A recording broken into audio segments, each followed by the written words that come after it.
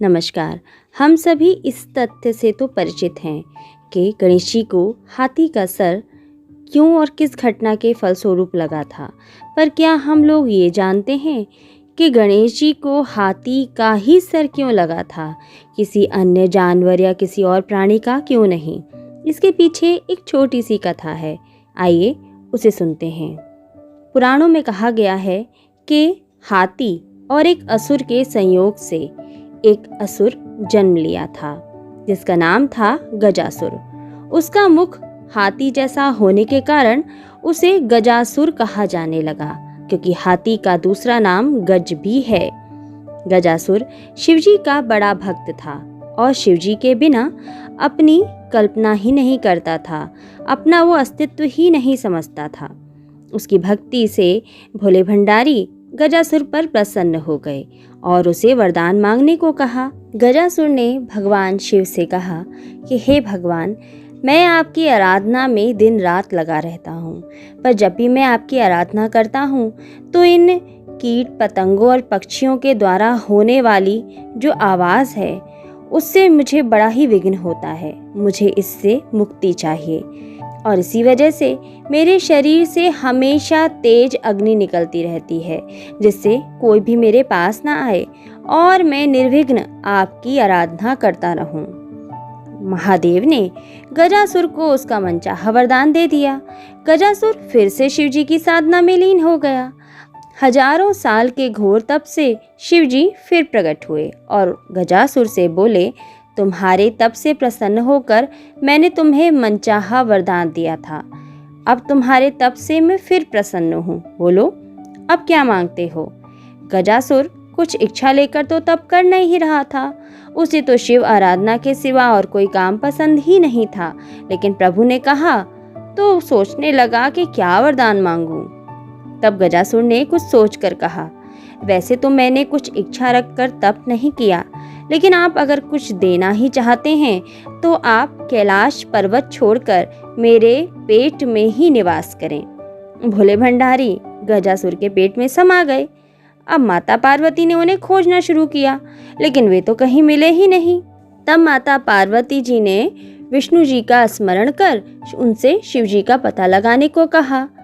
तब श्री हरि भगवान विष्णु ने कहा, बहन आप दुखी ना हो, भोले भंडारी से कुछ भी मांग लो तो दे देते हैं।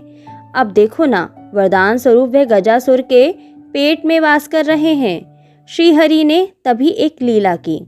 उन्होंने नंदी बैल को नृत्य का प्रशिक्षण दिया और फिर उसे खूब सजाने के बाद गजासुर के सामने जाकर नाचने को कहा।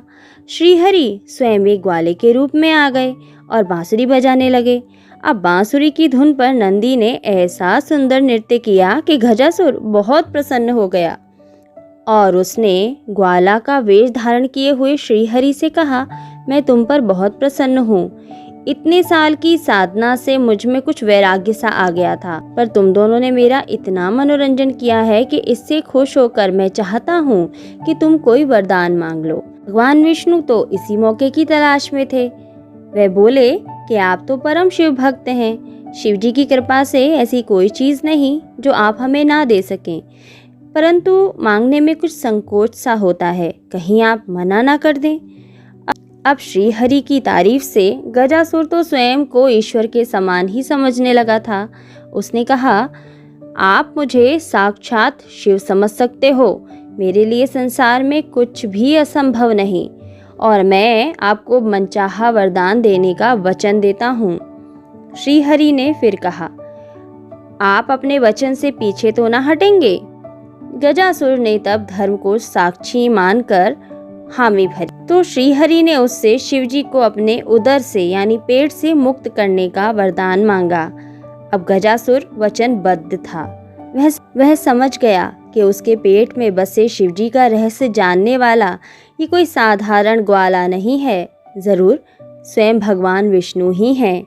और उसने शिवजी को मुक्त किया और शिवजी से एक आखिरी वरदान मांगा। उसने कहा, प्रभु आपको उदर में लेने के पीछे मेरा किसी प्रकार का अहित करने की इच्छा या मंशा नहीं थी। मैं तो बस इतना चाहता था कि आपके साथ मुझे भी याद किया जाए, शरीर से आपका त्याग करने के बाद तो अब मेरे जीवन का कोई मोल ही नहीं रहा। इसलिए प्रभु मुझे ये वरदान दीजिए कि मेरे शरीर का कोई एक अंश हमेशा आपके साथ पूजित हो। शिवजी ने उसे यह वरदान दे दिया। तब श्री हरि बोले कि गजासुर, तुम्हारी शिव भक्ति अद्भुत है। शिव आराधना में, उनकी साधना में यूं ही लगे रहो। समय आने पर तुम्हें इतना सम्मान मिलेगा कि जिसकी तुमने कल्पना भी नहीं की होगी। जब गणेश जी का शीश धड़ से अलग हुआ तो गजासुर के शीश को ही श्री हरि काट लाए थे और गणपति के धड़ से जोड़कर जीवित किया था।